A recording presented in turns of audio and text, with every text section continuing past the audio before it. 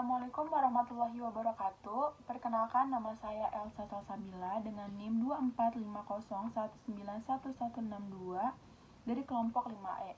Di sini saya akan mempresentasikan tentang metabolisme biosintesis nukleotida purin de novo. Yang pertama itu ada pendahuluan atau latar belakang. Nukleotida merupakan molekul vital yang berperan sebagai prekursor aktif atau penyusun asam nukleat DNA atau RNA, penyedia energi ATP, dan molekul pensinyalan sel. ATP dan GTP merupakan suatu nukleotida dan sumber energi. Untuk menjaga ketersediaannya, sel menggunakan jalur biosintesis de novo yang kompleks. Jalur ini diatur secara ketat melalui kontrol genetik dan pembentukan kompleks enzim fungsional yang disebut purinosom. Nah, dalam dunia medis, gangguan pada regulasi metabolisme ini berkaitan erat dengan perkembangan penyakit seperti kanker, sehingga enzim-enzim di dalamnya menjadi target potensial bagi perkembangan obat dan antibiotik yang baru. Setelah itu, ada rumusan masalah. Yang pertama itu bagaimana jalur metabolisme dan mekanisme kontrol ketat pada biosintesis nukleotida.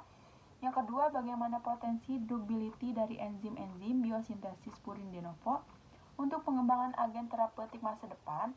Yang ketiga, bagaimana efektivitas aplikasi nukleotida eksogen dalam meningkatkan performa biologis dan perkembangan organ pada sistem hidup di lingkungan yang berbeda.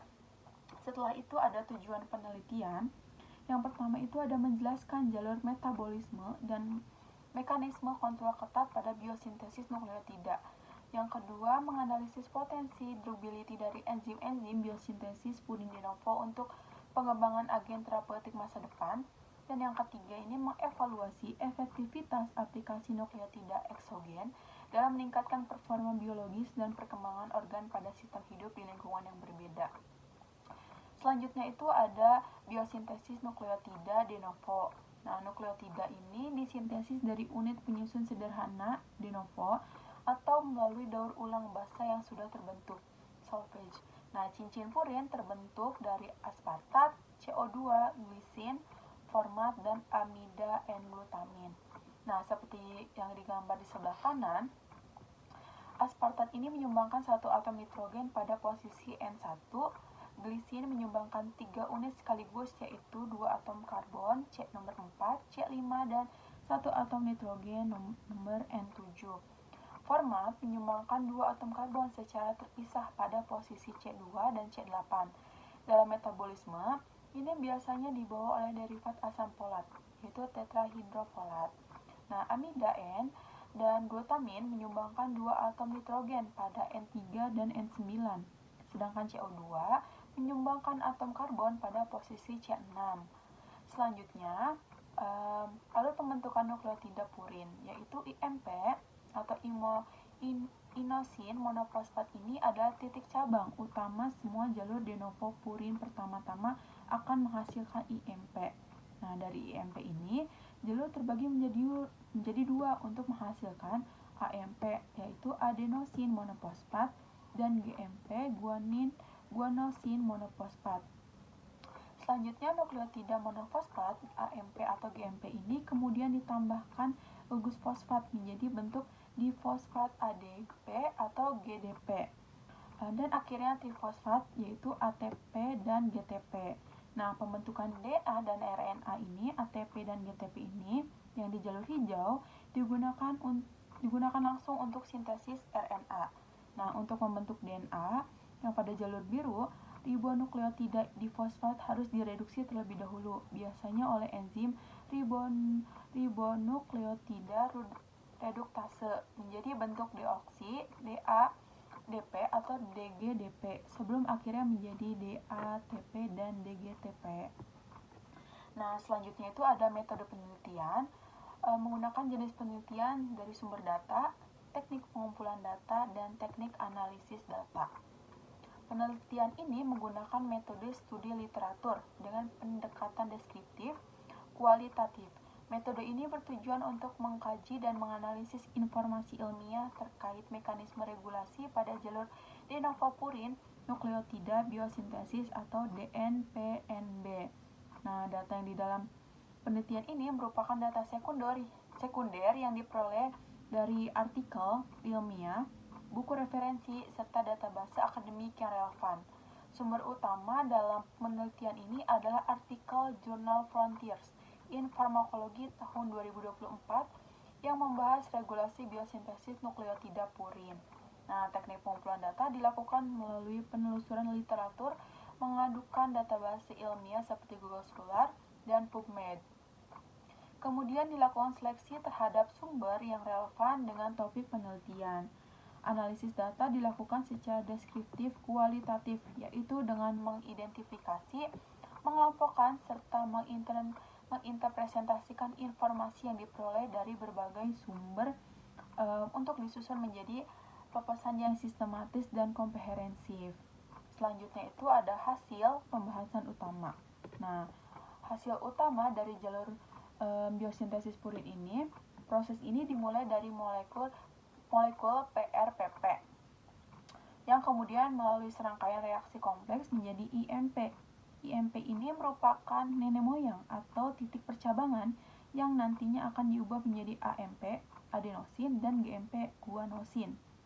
Jalur ini bersifat konservatif. Artinya ditemukan di hampir semua makhluk hidup karena fungsinya yang vital untuk DNA dan RNA. Kemudian regulasi jalurnya itu transkripsi di tingkat genetik, bakteri menggunakan protein pur-R, sedangkan manusia menggunakan MYC untuk mengatur kapan mesin produksi purin harus dinyalakan atau dimatikan. Selanjutnya ada feedback inhibitor, yaitu penghambatan umpan balik. Ini adalah cara yang paling instan jika kadar AMP, GMP, atau IMP sudah terlalu tinggi di dalam sel. Nah, molekul-molekul ini akan mengunci enzim di awal jalur untuk menghentikan produksi sementara.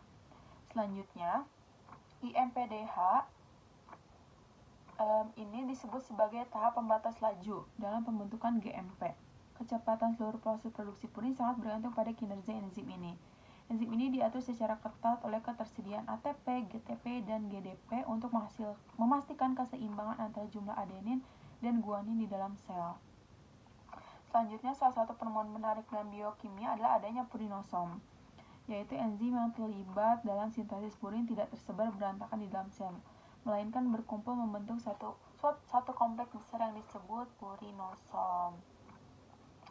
Selanjutnya ada pembahasan, yaitu makna biologisnya, yaitu adalah homeostatis, yaitu regulasi yang ketat memastikan jumlah purin dalam sel tetap seimbang. Jika terlalu sedikit, sel tidak bisa membuat DNA atau RNA. Jika terlalu banyak, bisa memicu penyakit seperti asam urat. Selanjutnya, pertumbuhan dan pembelahan sel. Setiap kali sel membelah, ia harus menduplikasi seluruh materi genetiknya. Tanpa pasokan purin yang cukup, replikasi DNA akan terhenti sehingga proses pertumbuhan pun terhambat. Nah, implikasi kesehatannya itu seperti kanker. Sel kanker membelah dengan sangat cepat sehingga mereka memiliki rasus atau kebutuhan yang sangat tinggi terhadap purin untuk membangun DNA baru. Gangguan jalurnya yaitu masalah pada enzim-enzim di jalur ini dapat menyebabkan penyakit metabolik. Target terapinya, karena sel tumor dan bakteri sangat bergantung pada jalur ini, kita bisa menyerang mereka dengan menghambat enzim kuncinya. IMPDH sebagai target, enzim ini adalah titik lemah. Dengan menggunakan obat yang menghambat IMPDH, kita bisa menghentikan suplai nukleotida, yaitu anti kanker, menghambat pembelahan sel tumor, dan antibakteri menghentikan pertumbuhan bakteri infeksius. Nah, signifikan ilmiahnya, spesifitas obatnya meskipun jalurnya mirip, ada perbedaan struktur enzim antara bakteri dan manusia. Perbedaan kecil ini adalah peluang emas untuk menciptakan obat yang hanya membutuhkan energi tanpa merusak sel manusia. Selanjutnya purinosom, yaitu pemahaman tentang bagaimana enzim-enzim ini berkumpul dalam satu kompleks purinosom, membuka strategi baru dalam merancang obat yang lebih efisien yang bekerja pada level organisasi seluler. Nah, selanjutnya itu ada relevansi dalam biokimianya, yaitu metabolisme nukleotida khususnya melalui jalur biosintesis purin de novo. DNP-PNB yaitu merupakan bagian penting dari metabolisme primer, yaitu proses esensial yang mendukung pertumbuhan, reproduksi, dan homeostasis sel. Nukleotida berperan sebagai penyusun DNA dan RNA. Sumber energi ATP, komponen koenzim NAD-CoA, serta molekul regulator CAMP, CGMP, sehingga keberadaannya sangat vital bagi kelangsungan hidup sel. Biosintesis purin de novo berlangsung dari prekursor sederhana seperti ribosa 5-fosfat melalui pembentukan fosforibosil pirofosfat PRPP, kemudian melalui serangkaian reaksi enzimatik hingga menghasilkan inosin monofosfat atau IMP sebagai prekursor AMP dan GMP. Jalur ini bersifat kompleks, berlangsung secara bertahap, dan membutuhkan energi tinggi ATP, sehingga mencerminkan karakter metabolisme primer yang terkoordinasi dan terintegrasi. Nah, reaksi dalam jalur ini dikatalis oleh enzim-enzim yang terkonservasi secara evolusioner, meskipun terdapat perbedaan jumlah enzim antara vertebrata lebih kurang 9 enzim dan bakteri lebih kurang 14 enzim sebagai bentuk adaptasi struktural dan efisiensi energi. Jalur ini diatur secara ketat melalui feedback inhibition oleh AMP dan GMP. Regulasi allosterik pada enzim pembatas laju seperti inosin monofosfat dihidrogenase IMPDH serta pengaturan pada tingkat transkripsi. Selain itu, enzim-enzim dapat terorganisasi dalam kompleks purinosom yang memungkinkan substrat channeling untuk meningkatkan efisiensi metabolik. Selanjutnya, secara metabolik, jalur ini terintegrasi dengan jalur lain seperti jalur pentosa fosfat dan metabolisme asam amino, serta didukung oleh sulfate pathway yang mendaur ulang basa purin melalui enzim APRT dan HGPRT dengan penggunaan energi yang lebih efisien dibandingkan jalur de novo. Nah, gangguan metabolisme purin dapat menyebabkan penyakit seperti gout dan sindrom Lesch-Nyhan. Sementara enzim dalam jalur DNP-NB ini menjadi target penting dalam pengembangan obat, termasuk antibiotik dan anti kanker. Dengan demikian, biosintesis purin de novo merupakan bagian integral dari metabolisme primer yang esensial, kompleks, terregulasi ketat, dan memiliki peran penting dalam fungsi seluler serta aplikasi klinis di bidang ilmu biologi maupun biokimia. Nah, kesimpulan dari presentasi ini yaitu berdasarkan jurnal yang telah dianalisis dapat disimpulkan bahwa biosintesis nukleotida purin de novo yaitu DNP-NB ini merupakan sistem metabolik yang sangat terorganisir dan adaptif terhadap kebutuhan fisiologi sel. Secara struktural terdapat divergensi evolusioner yang nyata antara prokariot dan eukariot, di mana vertebrata mengandalkan protein multifungsional untuk meningkatkan efisiensi katalitik, sementara bakteri menggunakan rangkaian enzim monofungsional yang lebih panjang.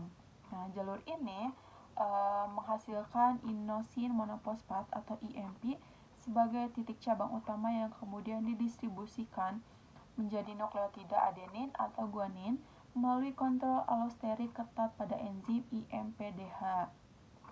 Nah, penemuan krusial mengenai pembentukan purinosom yaitu kompleks enzim supramolekul menunjukkan bahwa regulasi jalur metabolisme ini tidak hanya bergantung pada konsentrasi substrat, tetapi juga pada organisasi spasial enzim di dalam sitoplasma untuk memfasilitasi substrat channeling. Dengan demikian, kompleksitas regulasi dan perbedaan profil enzimatik antara spesies ini menegaskan potensi jalur DNP-NB sebagai target intervensi farmakologis yang sangat spesifik, baik dalam desain antibiotik generasi baru maupun strategi kemoterapi kanker yang menargetkan kerentanan metabolik sel. Selanjutnya yaitu saran. Nah, saran dari jurnal ini terkait hasil jalur metabolisme nukleotida purina adalah perlunya penelitian lebih lanjut yang difokuskan pada pemanfaatan perbedaan struktural enzim antara manusia dan bakteri, khususnya pada enzim unik seperti PURKA dan PURTE sebagai target desain antibiotik yang lebih selektif untuk mengatasi masalah resistensi antimikroba. Selain itu, disarankan juga untuk mengeksplorasi strategi intervensi yang menargetkan stabilitas rakitan supramolekul purinosom sebagai metode inovatif dalam menghambat proliferasi sel kanker, serta memperdalam pemahaman mengenai mekanisme alosterik dan pembentukan filamen pada enzim IMPDH guna mengembangkan agen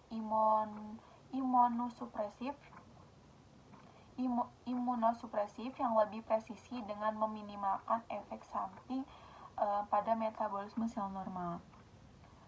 Selanjutnya ini ada daftar pustaka dari beberapa jurnal.